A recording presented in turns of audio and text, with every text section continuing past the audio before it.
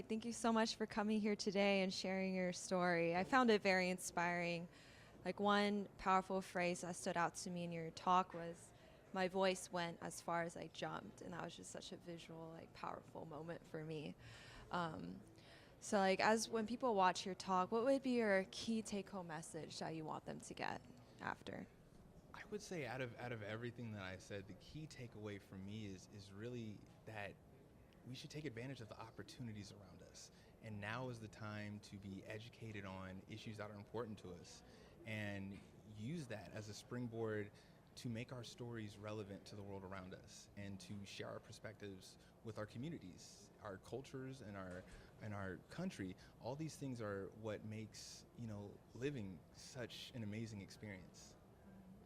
Yeah, and just to build off on that, what would be some action steps that someone can do to tell their story? Would it be as like sharing it on social media or trying to engage in other topics, or Yeah, how would you tell people? I would say one of the ways that you could probably do it is just taking the time to step back and asking yourself what is it about your story that is unique, that something that you feel you would want people to know, that's special to you, that has some level of elevated importance that you feel like whether it's generations after you or other people around your communities can learn from.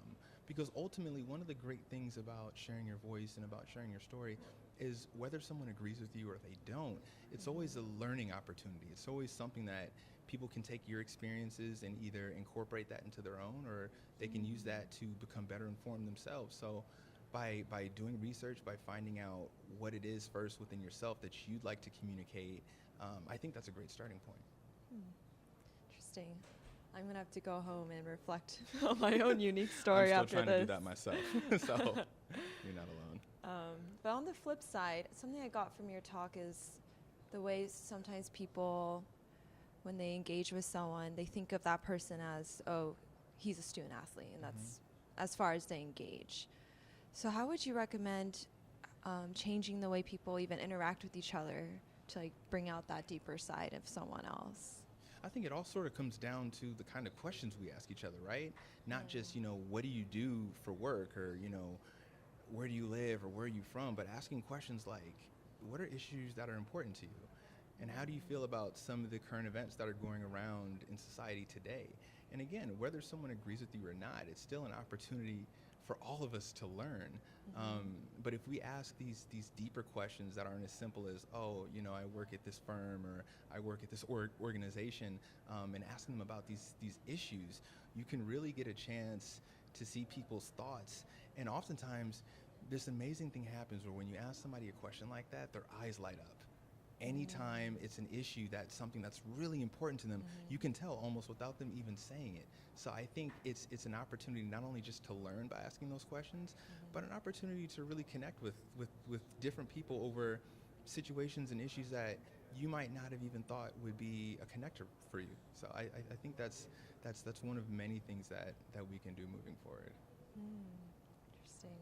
So drawing it back to student athletes in particular, how do you see the idea of a student athlete evolving in the future? The student athlete voice is growing. Every year we're adding, for example, more student athletes to leadership committees, and most importantly, we're informing student athletes now that may not be well versed in advocacy or what goes on beyond their actual sport. I see student athletes, and I see even professional athletes becoming leaders more and more every day. It's something that as athletes on both sides, college and post-college, see their role as leaders, I think athletes are going to start taking the initiative. They're going to start realizing that they're more than just, whatever jersey they're wearing, or, what other school they're playing for. They're actually going to see that they have this huge platform that can address so many issues, that so many people look up to them. And I see the student athlete especially being a catalyst for something like this, because we're right there in the community of higher education, where we have our feet in school and also on the athletic realm, and it's a great way to connect the two, and a great way to see some fantastic advances in society in the future. Wow. Well, I hope A lot of student athletes can come across your talk, Me too. be inspired by this. It'd be great. Well, thank you so much for coming here. Thanks for having me. Yeah.